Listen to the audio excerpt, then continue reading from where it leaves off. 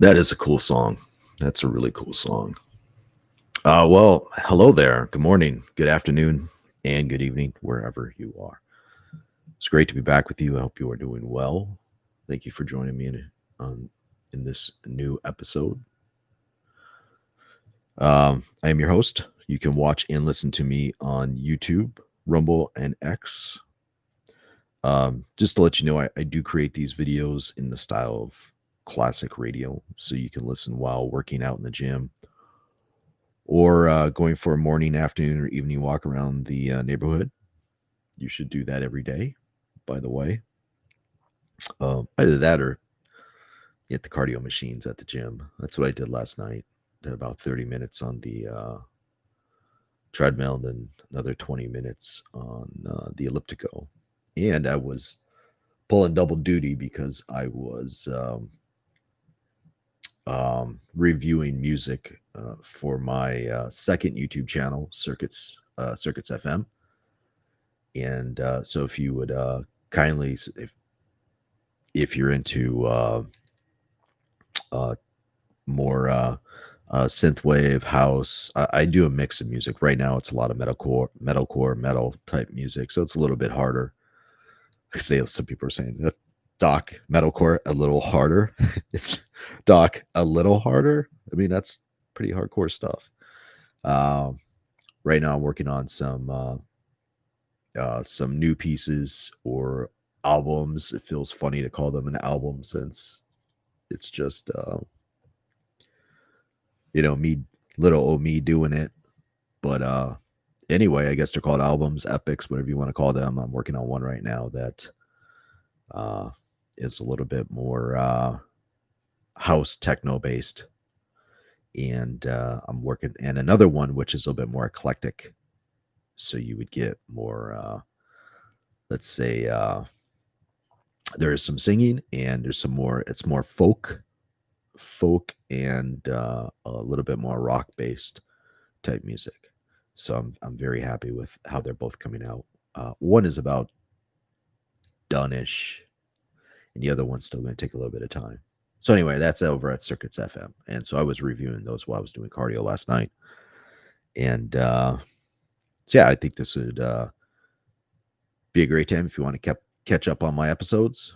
It's a good time to do it, as while you're walking or working out, or cleaning house, right?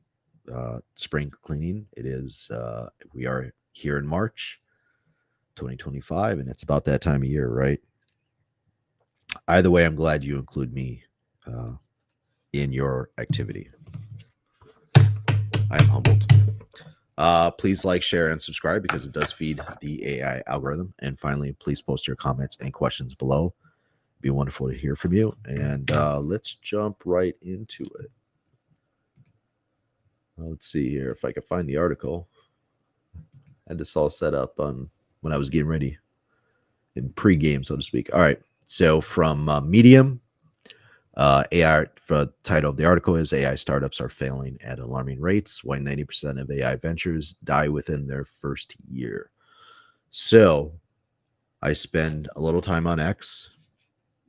I'll be honest, I've been trying to spend a little less time on X lately because there's things I got to get done. I can't spend 30 hours a week on X. I got to be a bit more meticulous and methodical about how I do it. I spend the time I do spend on X, I usually spend it interacting with people I like. That's kind of what X has turned into for me. But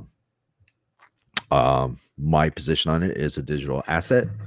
So if you create content, like I'm creating content here, uh, it's a great opportunity to be able to share that content with the world and find your audience.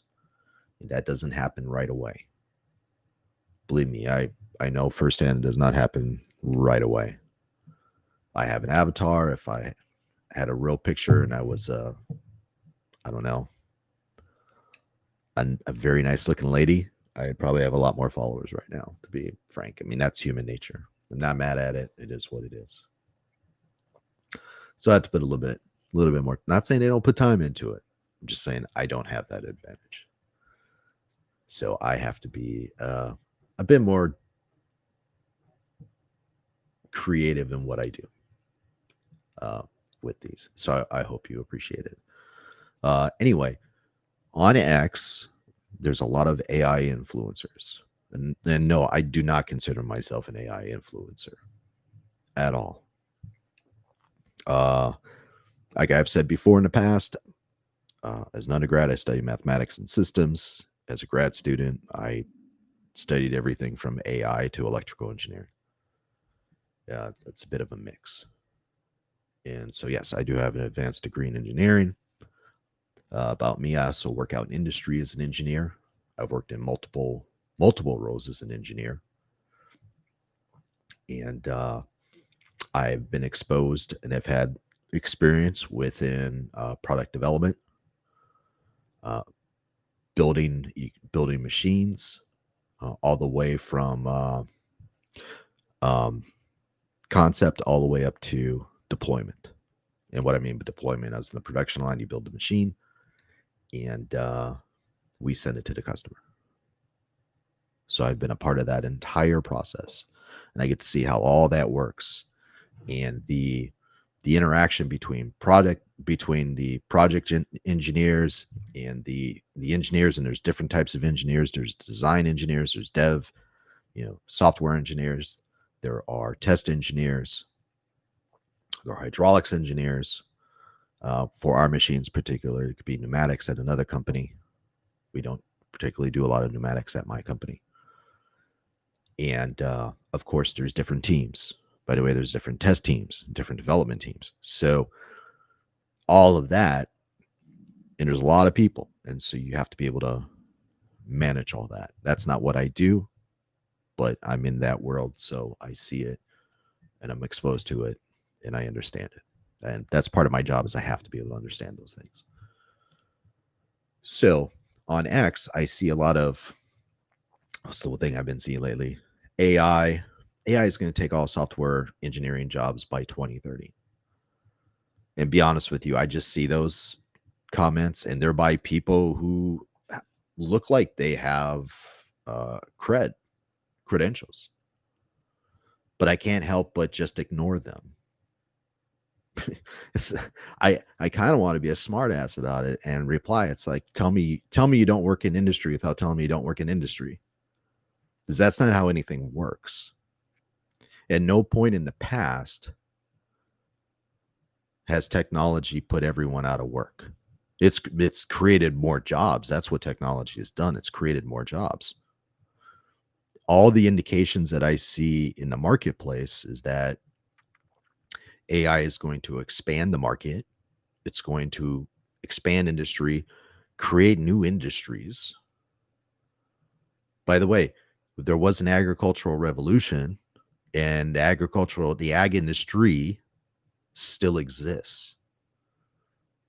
It didn't go away. It still exists. But now it has a range of technologies. It's become we've optimized it. No more do we have, a bunch of people working in the fields like human ancestors did 10,000 years ago. See archaeology. Excuse me. See archaeology, anthropology. They'll tell you that's what was happening. But today it's not like that. Today we use technology. We use tractors and other machines. Why? Because they're more efficient. They are superior to 100 people working in the field. And that's why we use the technology. We wouldn't use technology if it was inferior to us. We wouldn't use it. It's like AI. AI is going to be superior to us. Of course it's going to be superior to us. My truck is superior to me. That taking me from here to there. Imagine how long it would take me to walk. It's inefficient. My washer dryer, superior to me in washing and drying. It allows me, it frees me up. I don't have to worry about that stuff. Imagine if I had to do that, I wouldn't be able to do this. It would suck up all my time. If I had to farm, it would suck up all my time. We use these technologies because they save us time and they make things more efficient. It's basic economics. By the way, you should read that book by Thomas Sowell. There's a book for you. And so I see these comments. It's going to put 90% of software engineers out of work. How? How's it going to do that? And by the way, the universities disagree with you because they're creating, well, not more than 5-6 years ago, they were creating data science programs because they saw a need in the market. Wait, we'll get to that here in a few. A need in the market. Now I'm seeing graduate degrees pop up in artificial intelligence. There's a need in the market. By the way, a natural progression, if you study mathematics as an undergrad, is to move into AI or data science or something like that. That's not a bad progression.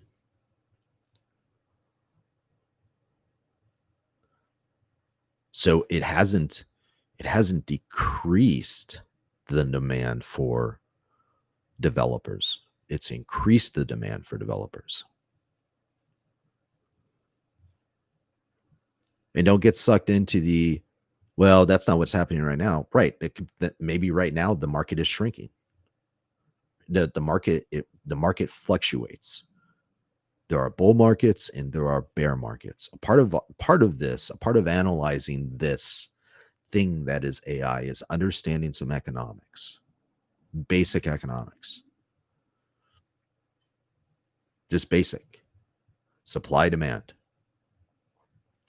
and understanding the function of technology. Technology, again, needs to be useful. And so seeing these comments and seeing how AI is going to take everyone's job. Okay. Didn't happen in the agricultural revolution. Didn't happen in the industrial revolution. Didn't happen in the computer revolution. Didn't happen in the information revolution.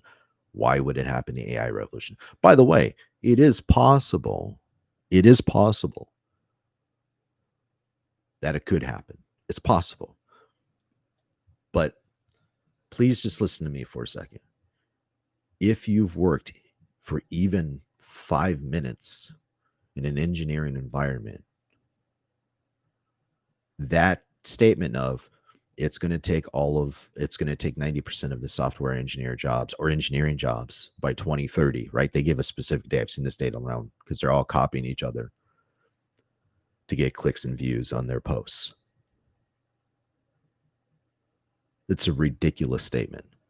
If you've spent even 5 minutes in that environment, it's a ridiculous statement. I mean, why would you make that statement? There's books that I have on my shelf that I need to read by really smart people who have studied computer science. So study computer science, you're probably a pretty smart person. That work in an academic environment, I don't know if they've ever worked out in industry. And those two things are separate. Some people do, some people cross-pollinate. But they write entire books about how it's going to put everyone out of work and we're going to live in this utopia. It's like, dude, what planet do you live on, man? Have you ever seen a progression of a product go from the start all the way to the end? It's hard. Even in the best conditions, it is difficult to do that. Most products fail because we don't see all the stuff that fails. We see the stuff that succeeds. And here's the point of the article, right? Why 90% of AI ventures die within their first year. By seeing those comments, and I don't mean to bury the lead here, by seeing those comments, I asked myself the question, okay, we're seeing all these examples of success in AI. But I know better than that. Where are the failures? And what is that percentage? What is that failure rate? And how does that failure rate compare to traditional software, traditional IT? Because the idea here, the idea here is, and if you take out any software engineering book worth its weight in gold, it'll tell you Hardware is more expensive, software is cheaper. So as you move from hardware to software, it gets cheaper. It's difficult to be a hardware company because you need a lot of capital to operate. It's a lot easier to be a pure software company because you don't have to deal with that.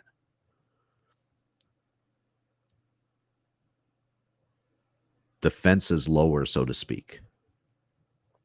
But once you start including AI, which needs GPU, which is hardware, that changes the game.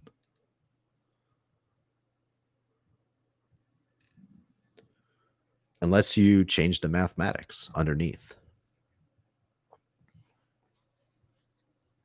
So anyway, let's jump to this article. I was kind of talking there for a while. $9 AI generated by do you I've seen this picture like 5 times and it just occurred to me. That's funny. Like, do you really want a lemonade stand with AI? The AI put those 2 little girls out of business. It's so great. So this article here, this is by VD Wayne. I tried looking VD Wayne up. I like 2 minutes I spent. I couldn't find anything on him. But what he's writing seems correct to me. He seems on point with this based off of what I've read. He starts off here. Startups are emerging at an unprecedented rate, each promising to revolutionize industries with cutting edge AI solutions. However, beneath the surface of this AI gold rush lies a sobering reality. A staggering 90% of AI startups fail to survive their first year of operation. And he does have sources down below. So that's what your first 2, 3, 5 there is those sources. He says, continuing the article, he says, this article delves into the key factors driving most new AI startups out of business, offering valuable insights for entrepreneurs and investors alike. So what we get into, what he's going to lay out, I think are important points to the discussion. I think it's important to know as an entrepreneur in general, if that's what you're going for. Also, if you work in industry as an engineer, this is also important. And if you're somebody who doesn't work, is not an entrepreneur, if you don't work out in industry, in general, this stuff is important to understand. Because when people are telling you things, 90%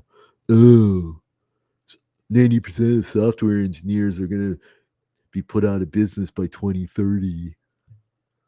You can say, well, wait a second. Yeah, I read this article, which sometimes the article you read is probably a terrible article. I read an article, went through the sources, found another article with different sources. They seem to, they seem to, seems to mesh. They seem to support each other. So it appears like there's this high percentage of failure. And by the way, wouldn't we expect that? If you've read the E-Myth, 80% of non-franchise businesses go out of business within 5 years, I believe, is the stat that he has in the book. He says 80% of franchise, I believe he says 80%, it's the opposite. 80% of franchise businesses are still in business within 5 years. I don't know if those numbers are exactly correct. There seems to be some disagreement on if that's actually real or not. But there is agreement on franchise businesses do better than non-franchise businesses. Which an important question would be, or maybe you've already asked this question then, well, what if we implemented AI in a franchise? Would it do better? Maybe. The argument in the E-Myth is the reason why the franchise businesses do better is because they have systems and processes, and the owner will delegate responsibility to the employees to do the job, and then provides them with a set of instructions on how to do that job. And that's why a person who's an entrepreneur can take over a franchise business and get it up and running pretty quickly. As let's say you work for McDonald's. Well, they have an SOP on making, a standard operating procedure on how to make Big Macs, how to make the fries, I'm sure they have an SOP on how to interact with the customers at the window, stuff like that. Excuse me. So anyway, those types of things are important to consider. And in what is the percentage of, traditionally, historically, what's the percentage of software startups failing? Is it about that range? And I did take a quick look at Grok. Grok can be wrong about some things, but it indicated it was between 80 and 90%. That seems about right to me. So why would AI be any different? AI is a piece of technology. It has humans trying to implement it, integrate it into other technologies. Why would it be any different? See, the franchise business, to me, that would make sense why they would do better because they've already proven out the model, so to speak. With a startup, you're building the model. You don't know if the model is going to work, and we'll get into some reasons why it doesn't work. So let's get back to the article here. The harsh reality of AI startup failure. He continues, before we explore the reasons behind these failures, it's crucial to understand the scale of the problem. Recent statistics paint a grim picture. Approximately 90% of AI startups fail within their first year. Okay, so with that. I guess I already read that part. I do that sometimes. Second point, 85% of AI startups are predicted to fail within 3 years, according to major investors. He provides a source. Third point, the failure rate for AI startups is significantly higher than the 30 to 40% failure rate of general venture backed startups. Interesting. I would have suspected the failure rate would have been higher. I mean, across the board, with the exception of franchises, and there's some indication that even franchisees fail at a greater than 50% rate, there's still a lot of failing going on. There's still a lot of churning going on in the marketplace. But that's a feature of the marketplace, not a bug. That's a feature of the marketplace, not a bug. If we lived in a fascist or a communist, or, let's just use the term socialist market-based system, then the government would be determining what you can and cannot do. And there'd be a lot of failure.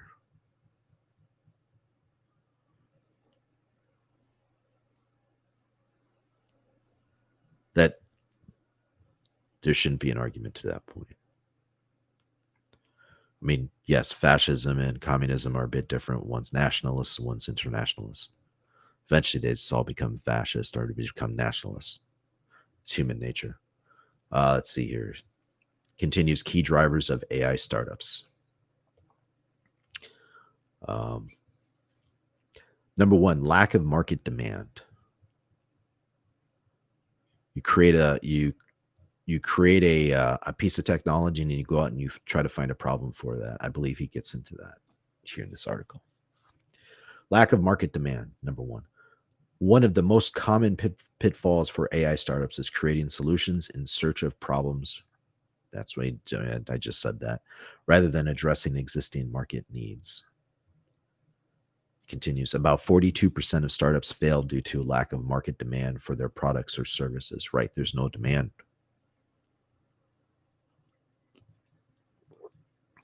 You want to see if there's demand first for the idea. So you come up this I was in the space the other night with Russ and Dom and Edward, a new guy I met on X, nice guy.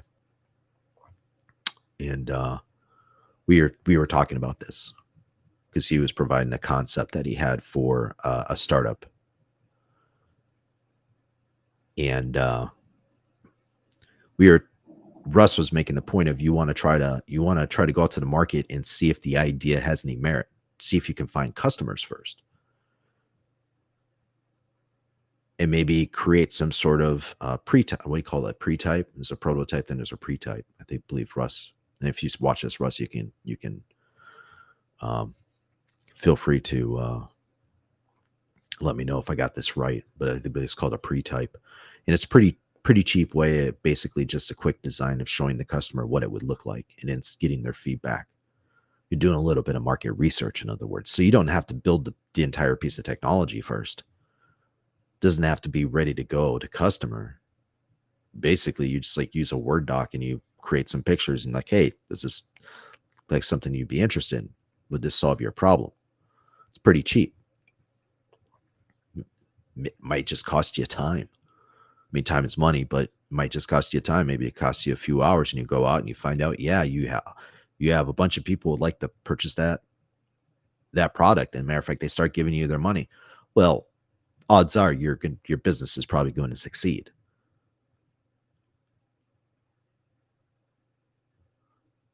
But what often happens in technology is you'll get a bunch of engineers and they'll come up with an idea that they think is going to work. They'll build the piece of technology and then they'll go try to find customers for it. And they find out like, well, nobody's interested in the product. Nobody wants to buy it because the product doesn't match a pain point. It has to solve a pain point or a group of pain points.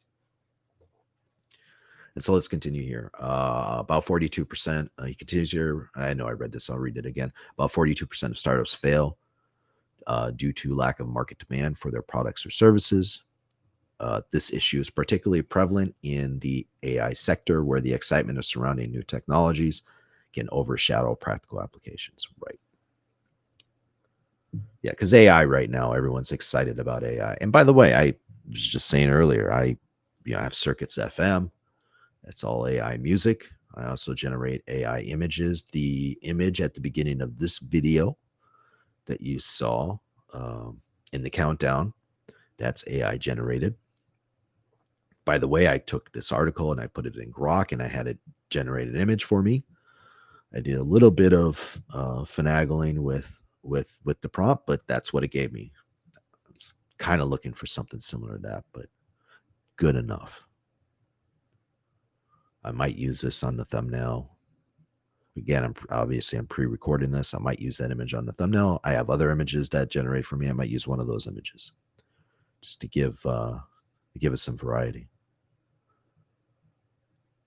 But I'm not selling. But that's the product that I think I use Deep AI.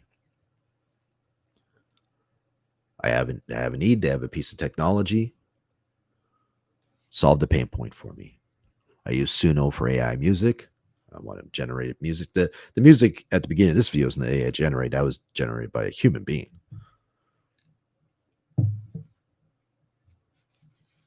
I think I paid $20 for that song, $30 or something like that. It's fine. It's a cool song. I'm happy to support the composer. He's a really talented person. He has a lot of different types of music. And that song just happened to match my personality, growing up on Dream Theater and stuff like that. And so to me, it was worth it. And I get to use the song whenever I want. And yeah, it gets flagged on YouTube, but I purchased it, so YouTube doesn't have a problem with it. They're like, yeah, fine. You purchased a song, the rights to it, you can use it. So I have the rights to use the song. Other people do too if they purchase it. But that's an example of I had a need. I wanted something that was professionally done. That's theme music. And if you watch I'm Gonna Get You Sucker, Hero always has to have theme music. If you haven't watched that movie, you gotta watch that movie. I should watch that movie tonight. It's a part of the production. So again, those are examples of technology or product or service that matches that solves a problem for me. It addresses a pain point. Here, he says about 42% of startups fail due to lack of market demand for their products or services. They are building technology that does not solve a problem, does not solve a pain point. That is not an AI problem. That is a human problem because it's happening across the board, with the exception of franchises. I imagine franchisees fail for a different reason. But if it's not a franchise, It's failing for it's failing because, well, you built a piece of technology and nobody wants. And you didn't do your due diligence. Would have been a lot cheaper. You'd have saved a lot of money if you had just, cooked up something really small, gone out, gone outside and walked up to people and asked them, hey, would you use this? Not exactly like that, but you see where I'm going with that. Anyway, number 2, poor product market fit. Continues here. Closely related to market demand is the challenge of achieving product market fit. Approximately 34% of AI startup failures can be attributed to poor product market fit. Many AI startups rush to launch products without adequately considering their target market or validating their value proposition. Right. Exactly. If you're a startup and you have a piece of technology, doesn't matter if it's AI, software, IT, hardware, whatever, and I ask you, who's your target market? What's your value proposition? Did you write up a short one-page marketing plan? You're probably going to get a lot of deer in the headlight looks. Oh, target market? What's that? Especially from a bunch of engineers. I've had this. People are going to say, no engineers understand that stuff. No, they don't. In general, they do not. I've had these conversations. I'm tired of having these conversations. The lack of understanding of economics and engineering. I'm telling you, it's not prevalent. I'm not saying it doesn't work. People would say, well, it worked for Elon. Okay. That's one person out of how many that it worked for. We get to see Elon. We get to see Zuckerberg. We get to see Bezos. We see all of the successes. We don't see all the failures. There are a lot of failures. We don't have time to look at all the failures. So again, is it a market fit? Solutions, he writes here. Consider market testing before your rollout. That's what I was just talking about earlier. For example, what are the best channels to deploy your product? How might geographic differences impact rollout? And how adept is the consumer in understanding your product? So I do these videos, long form videos. These don't work on X. I've seen the analytics. Nobody watches these. Now, I do have an audience here on YouTube. I do have a handful of people that actually do watch these videos all the way through on YouTube, not on X. I do have AI shorts, which I need to start posting on YouTube. They're like not longer than a minute. Those would probably do well on YouTube. And then, of course, YouTube provides you can insert the link to the long form video in the short that you put on YouTube. I don't know if you knew that. And then a person can just click on that and watch the long form. Because X is just not built like that. In order for X to become long form like YouTube or Rumble, they would have to completely start from scratch. The current system's a Twitter system. That's not a YouTube system. I keep hearing this from influencers on X. Well, no, X is going to move towards videos. No, it's not. They'd probably lose money. They'd probably go out of business if they did that. It's not a good idea. Now, the Spaces thing, that works. That works really well, but that's not long form like this. That's different. X, or a space, you can just spin it up and just go. With these, this takes some time.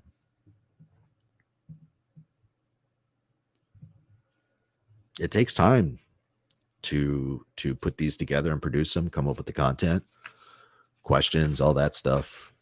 Intros, you know how I do the intros, outros. A lot of people don't do that. They'll just start talking 10 minutes. I mean, that's their style. That's fine.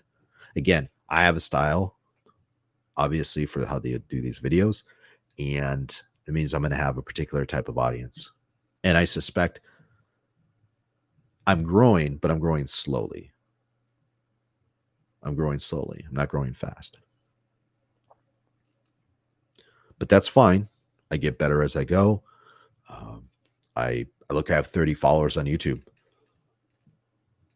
I think last year at this time I had like 5. I mean, that's not great growth or anything like that, but just keep putting in the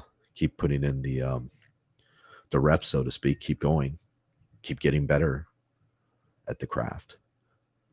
I'm also figuring out why I'm doing these. I don't think anybody else is. Other people do read articles, but I don't think anybody else. You have any other engineers that are going through these articles and providing insights into what actually happens out in the marketplace in engineering, and is integrating economics, engineering, AI, those topics. I don't think anybody else is doing that. There's not a lot of people, especially doing this, that are saying, "Hey, no, the market's going to expand." Yeah, for sure AI will destroy some jobs. It might destroy some industries. There's a high likelihood there.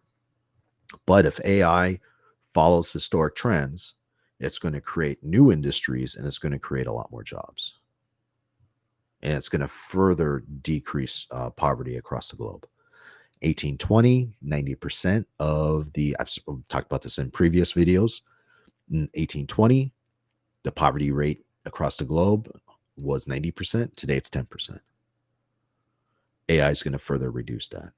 According to conversations I've had with Grok, it's probably going to be around 7-8%. It's going to get down to about 7-8%, which I would expect. It's never going to be zero. This is not the world we live in. It's never going to be zero. I'm a big Star Trek fan. I love Star Trek. It's not going to be zero unless there is one way it's possible and we have to solve the energy problem. Everyone talks about the energy problem, but I don't think anybody truly understands they're talking about the energy problem. That's a topic for another video. Anyway, number 3, inadequate marketing strategies. Even with a great product, AI startups often struggle to effectively communicate their value to potential customers. Right? You have to be able to communicate it simply in under 10 seconds. That's a part of the value proposition. He continues here, about 22% of startup failures are due to poor marketing strategies, right? That's another component of a startup being successful.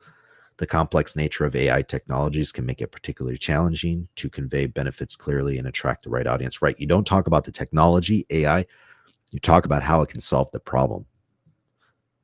How does it address the pain point? Again, there could be several pain points. Maybe just start off with one. Be good at one. Simplify the business model as much as possible. Focus on doing one thing and do it really well. And then build on that. Then expand it. Expand it to other pain points. Expand the technology. But God forbid, please, I am begging you, do not talk about the technology itself. Talk about what the technology can do. He gets into solutions. He continues here. Consider working with a few proven influencers who have an AI niche.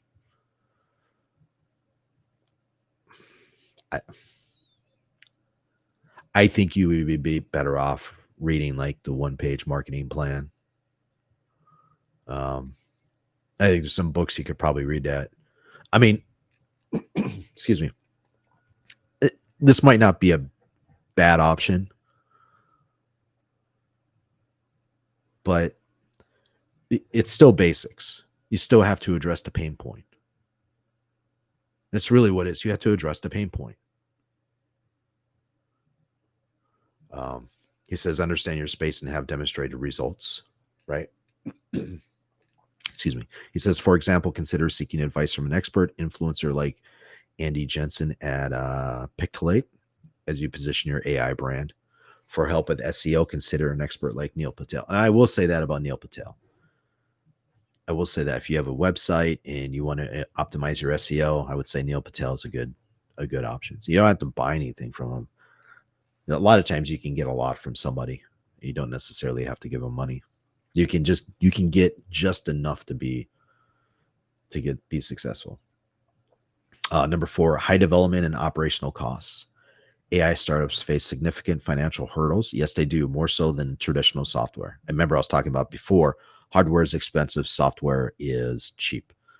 Let's get into why it's more expensive. He says, with high development costs and extensive resource requirements for AI training and implementation, the operational costs of cloud computing is generally cheaper. It's cheaper in general. That's why a lot of hardware, so Netflix doesn't have their own server farm. They use AWS because it's cheaper for them to spin up those resources much more quickly. It says the operational costs of cloud computing and demand for specialized hardware like GPUs can quickly drain up startups' funds. Now, that's where it gets expensive. That's where it gets expensive because if you're using cloud computing and your GPUs on cloud computing, that's where it gets expensive. Now you've become more like a hardware company, not a traditional software company. So that's the difference. If you're a traditional software company, you could bootstrap that thing all the way to production and you'd be sitting pretty. But with GPUs, AI, that changes everything. So if you're an AI company, you have to treat yourself more like a hardware company. It says solutions. Develop a detailed financial plan up front. Marketing plan. 1-page marketing plan. That will help you. And there's a book on it called 1-Page Marketing Plan, I believe, by Alan Dibb. He's a nice guy, by the way. I've talked to him. Develop a detailed financial plan up front that considers capital needs as your rollout. Seek angel or other investors who can turn your dream into reality. I would say no. Don't do that. That's just my opinion. But, what do I know?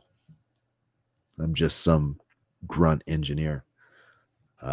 He says, consider finding the most expert team to help you by offering economic alignment for a successful launch. Okay, again, focus on the pain point. Make your offering as simple as possible in under 10 seconds so the person can understand it. This conversation we were having the other day with this new person I met on X, he gave us the original business plan, and I wasn't familiar with the industry, and I thought I was following along. Honestly, I thought there was a lot going on. I don't remember what he said. But then when I asked him, I said, what's the one thing out of that entire business plan that you think is the most needed in the market? And then he gave me originally gave me like 6 or 7 different things to think about. Then he gave me that one thing. He said, no, this thing. It's like grieving or something like that. He said, this is one thing that's missing in the market. It was like the only thing I remembered. All of a sudden I remembered, like, oh, okay. I get what you're saying now. That's easy. You think, oh, you're an engineer. You should just know all that stuff. No, that's not how that works. I'm a human being. If you give me a bunch of stuff, I'm just going to zone out. I'm not going to listen to that. Give it to me simple. I have a bunch of other complicated things I need to think about. I don't want to think about your complicated business plan. Do better. Give me something simple. And he did that. And that was actually the place that needed it the most. And I was like, well, wait a second. That is your business plan. That's your business model right there. That's it. That's your niche. Now build on top. Go out there and find out if people want it, and then go build that. There you go. Number 5, overestimation of AI capabilities. Yes. He says here, many AI startups fall into the trap of overpromising and under-delivering. The mismatch between expectations and actual capabilities can lead to customer disappointment and eventual failure. Right. Oh, yeah. A lot of people are going to come down on AI here in the next 5 years. There's going to be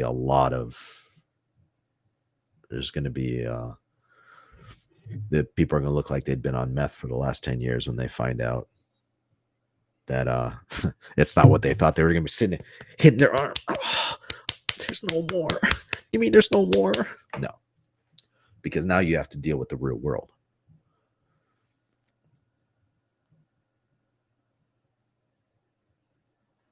You have to deal with the real world. Real world doesn't care. Yeah, it says it's crucial for AI startups to align their technological promises with realistic outcomes. Says solutions. He says listening is critical. Often AI companies are so impressed with their technology they can be blind to its grasp for issues. Yes, so yes, because when you're building a piece of technology, which I've done in the past in my previous startup, you get you build the piece of technology, it's your child, and you're like, oh, this child can never do anything wrong, and you don't want to get rid of it. And then you watch a couple episodes of Shark Tank, and Mr. Wonderful tells you, look, if you've been working on this thing for a year and a half or 2 years and you're not getting anywhere with it, take it behind the barn and put out of its misery. And the first time you hear that, it's like, I can't do that to my baby. I can't do it. No. No, the best thing to do is take Mr. Wonderful's advice, take it out behind the barn and put it out of its misery. Do it, as Emperor Palpatine would say. Yeah, so he says here, seek opinions and feedback from consumers early, then empower teams who can activate new design budget for environment. Now, this part right here, seek opinions and feedback. I hope that popped up on the screen there. We can see that from consumers. Consumers are going to be very honest with you. I mean, consumers, the people you don't know, not your friends or family. Do not go to your friends or family. Do not go to your mom. I repeat, do not go to your mom. Your mom's going to tell you, little Timmy, that's a really great idea. You're going to be very successful. No, do not listen to your mom. Your dad might be more honest with you, but do not listen to your mom. Don't listen to your aunt. Don't listen to your grandmother. Don't listen to them. They're there to support you and keep you up. Go talk to the people down the street. They'll tell you if your idea sucks or not. And if they tell you it sucks, listen. Well, if 100 people tell you, if you have like 100 people tells you your idea sucks and maybe 5 says, that's a really good idea, I'd probably change from there. Unless you're using the technology for yourself and you really like it, then, by all means, just keep using it. And who knows, maybe someday the market will change and all of a sudden people need it. There's always that possibility as well. Data quality and so number 6, data quality and management issues. The success of AI models heavily depends on the quality of training data. Yes, it does. Ooh, now we're getting into it. He says many AI startups struggle with ensuring data quality, managing large data sets, yes, and addressing potential biases in their AI systems. It depends on the data. But, well, you can have different, we generally think of political biases. There could be that. There could be cultural biases. I mean, that is a thing. In groups, out groups, stuff like by the way, everyone does that. So I'm not accusing any one group of being the only group. You're the only group that does that. No, everyone does it because we all belong to the same species and we have the same potential for it. We all do it. Oh, we're going to say, I don't do that. Yeah, bullshit. You do that. Probably shouldn't swear because there's other people listening to this. Sorry about that.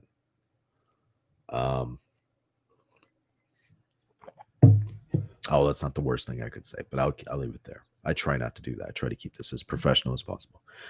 He says, he continues, the adage garbage in, garbage out is particularly prevalent in the AI field. I would agree. Solutions. Quality is not a process, it's a culture. From the highest levels of the organization, maintaining the brand promise is embedded into high quality. Lead with this mission, fund resources based on it, and measure success based on top box scores and quality. Yeah, you want to measure. If you're not measuring, you're not managing. So there's already a lot going on here with a startup. There's a lot going on. I'm already seeing multiple jobs, multiple people that would have to be working on this. Unless you do it yourself, you're going to have to keep, if you're doing it yourself to start off, you have to keep it lean and to the point. Lean and to the point. You do not have 30,000 software engineers like Facebook does. You have to keep it lean. Keep it very lean. Number 7, regulatory and ethical challenges. By the way, I'll say this before I read this. If you do not regulate yourself, the government will do it. I am no fan of regulation, but I am a fan of cleaning your own house and taking good care of your customers. I'm a big fan of that. If you do not do that, the government will do it for you and you will have no choice. You will be under their boot. So I implore you, clean your own house. Clean your room, as Jordan Peterson would say. Take care of it before somebody else takes care of it for you. He said, continue. That's all I'll say about that. He continues here. As AI technologies become more prevalent, startups must navigate an increasingly complex landscape of regulations and ethical considerations. Failure to address issues such as data privacy, security, and responsible AI development can lead to legal troubles and loss of customer trust. Right. Yeah, the legalities of it. Even if you start making money, you have to consider the legalities of what's going on. Solutions. He says, like in many industries, it's hard to know what you don't know. Right. You don't know what you don't know. We say this time all the time at work. You don't know what you don't know. It continues here. Compliance and risk is complicated. It is. It's a whole network. You might be doing stuff illegally that you don't even know what you're doing. If you're in software, you have a little bit more room to wiggle because a lot of that stuff isn't regulated yet. Well, depending on what industry you're in. You should know what industry you're in. Let me repeat that. You should know what industry you're in. Somebody asks you what industry you're in. You should know, like, to say if you're in a you developed a tool for the financial industry. You should know that industry. You should know its rules and regulations with respect to the technology you have. It continues here. Seek consultants who can assess your business and help you ask the right questions to mitigate risk. Consultancy might be a scam. It's possible. If you read Dilbert, it generally is. I tend to side with Dilbert. It says, by addressing these critical areas, AI startups can increase their chances of success in a challenging but potentially rewarding industry. It's true, you can make a lot of money from AI. In conclusion, while the AIST says here, while the AI startup landscape is fraught with challenges, those who can navigate these obstacles stand to make significant contributions to the field of artificial intelligence and potentially reap substantial rewards. The key lies in learning from the failures of others and applying these lessons to build more resilient and valuable AI ventures. I would agree with that. It is not a bad article. So, yeah, it's I suspected there was a high failure rate in AI startups. When I asked the question, sure enough, there, according to this, there are. I would have to look at other studies.